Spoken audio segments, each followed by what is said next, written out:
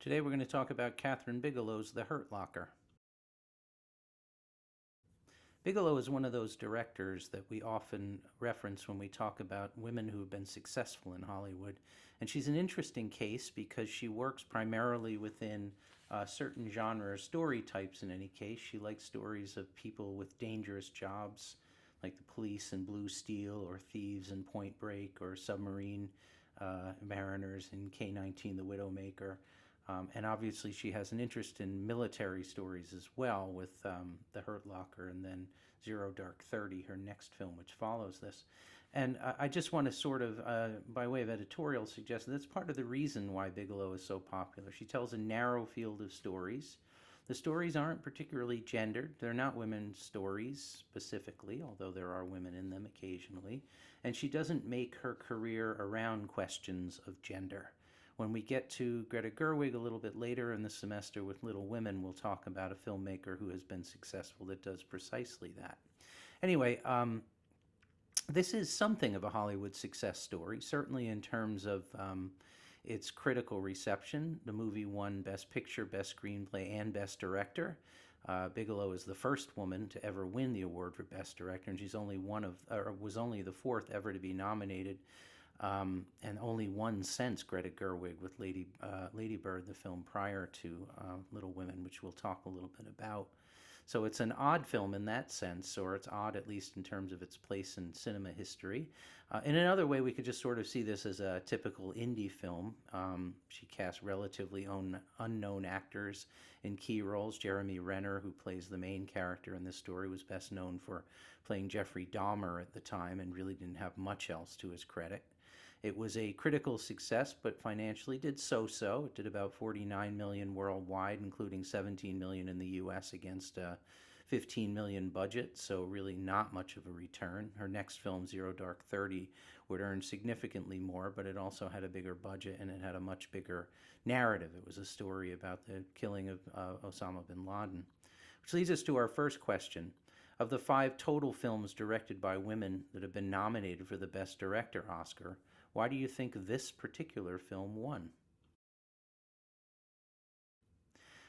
Now here we get to a really sort of dicey area, which is the genre perspective on this. This is a movie that, broadly speaking, falls into the war movie genre, which has been a popular genre since fairly early on. The earliest war movies, or at least movies that had to do with war, were late 19th century. And of course, one of the most successful movies of all time is Birth of a Nation, which was a Civil War movie. But there are problems in defining the genre of war. Is it simply the setting? Does it have to take place in a time of war? And how do we define a time of war? Would a sort of moment of cultural uprising or something like that count? And what are the conventions of the war genre? It can shift very radically from one film to the next. So we're going to use as a reference point the film critic John Belton's 4 Elements of a War Film, which comes from his 1994 book, American Cinema, American Culture. And he uses 4 criteria. The suspension of civilian morality, which is to say that the rules of good conduct or the rules of right behavior change in conditions of war. The needs of the collective over the individual, male rivalry, which is a big part, particularly in American war narrative. There are relatively few stories of women in battle, and female marginalization, even in stories that are about women either in battle or in the home front. You think of a film like G.I. Jane, for example, which is obviously a sort of a marginalization, or is a story about marginalization in any case. And then the reintegration of veterans. In other words, you go to war and then somehow or other you need to return, and if not, insert yourself back into your old life, at least into some semblance of normality, and the problem with that. And a lot of war films are about that. Born on the 4th of July is a great example of that. Which leads us to the second discussion question.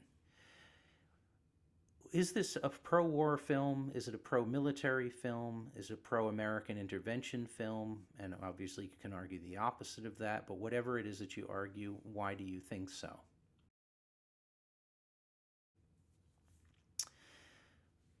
a supposition of this film, which we see right from the beginning, is that war operates as a kind of heightened experience of some sort. It opens with a quote from Chris Hedges: "War is a force that gives us meaning," which says, "The rush of battle is a potent and often lethal addiction, for war is a drug," right? He's referring here not only to war for the individual, for the soldier, for the combatant, but also war for nations, that it is a drug for us too, that we draw something as a culture from the idea of warfare. So that's one perspective on this sort of notion of war.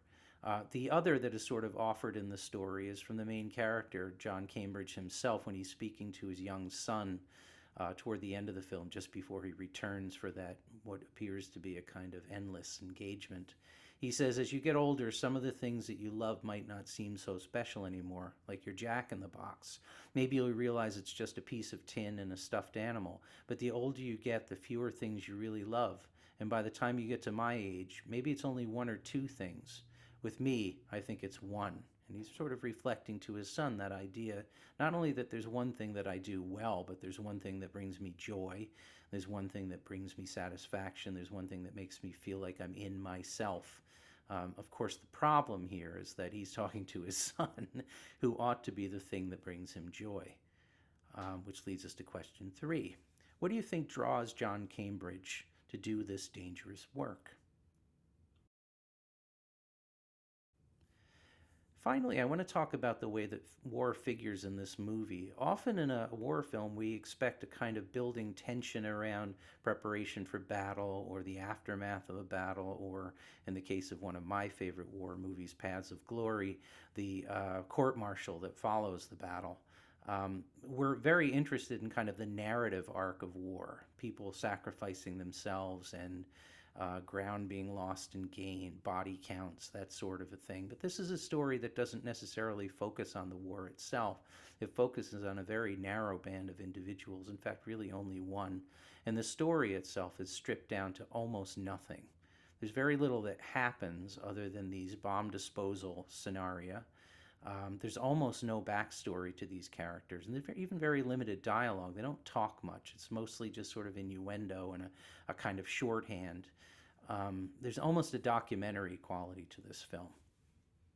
When watching it, it's possible, especially if you kind of shut yourself off to the intensity of it in some way or step away from it, to be bored by it rather than to be held in suspense. That if you're just sort of observing someone going through the process of doing their job, which is much of what the film is, it could be perceived as very boring. Of course, it isn't boring because we're watching this person do something that has an enormous amount of jeopardy around it.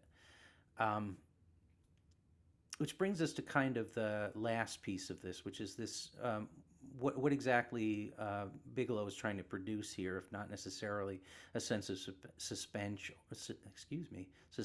or tension or satisfaction or a resolution and meaning. Of course, there isn't one in this story. What she ends up producing is a kind of affective quality. That is to say, it impacts us physically. It makes us feel a certain thing. And the 3 things that I sort of reflect on when I'm watching this movie are the overlapping feelings of dread, nausea, and dejection as I'm watching it. It's not a story that's going to resolve with a happy ending, obviously, but it's also not going to resolve those feelings that you carry with you as you go out of it.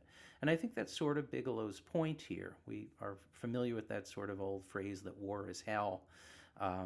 Is very much hell in the sense that we see it in this movie, a constant sort of state of dread and persistent agony or a feeling of loss or something like that trails out long after we move out of the theater.